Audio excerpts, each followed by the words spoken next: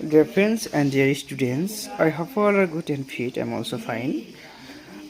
মই জাষ্ট অলপ ফ্ৰী আছোঁ, ভাবিছোঁ টেন্সৰ কিবা এটা ভিত্তিকৰ্মী ৰুলছ এটা আলোচনা কৰোঁ। আমি প্ৰত্যেককৈ জানো যে প্ৰেজেণ্ট টেন্স ডেট মিনছ বৰ্তমানত কোনো কাম কৰা বা হোৱা বুজালে, চিৰসত্য কোনো বাক্য বুজালে, আৰু অব্যাহত কোনো কাম, ইয়াৰ উপৰি সাধাৰণতে কোনো কাম কৰা বা হোৱা বুজালে প্ৰেজেণ্ট ইনডিফিনিট টেন্সত কৰা হয়। এতিয়া কোৱা হ'ল বা কথা হ'ল যে কোনবিলাক শব্দ থাকিলে আমি পটককৈ গম পাম যে এইটো প্ৰেজেণ্ট ইনডিফিনিট টেন্স। সেইবোৰৰ কিছুমান ক্লু ৱাৰ্ডছ আছে, ক্লু ৱাৰ্ডছ বুলি কয়।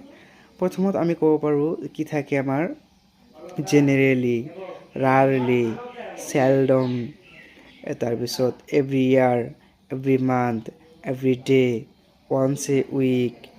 এইবোৰ বাক্য থাকিলে বা এইবোৰ শব্দ থাকিলে কোনো বাক্যত সেই বাক্যটো নৰ্মেলি আমাৰ কাৰেক্ট টেন্সত প্ৰেজেণ্ট ইনডিফিনিট টেন্সত কৰিব লাগে।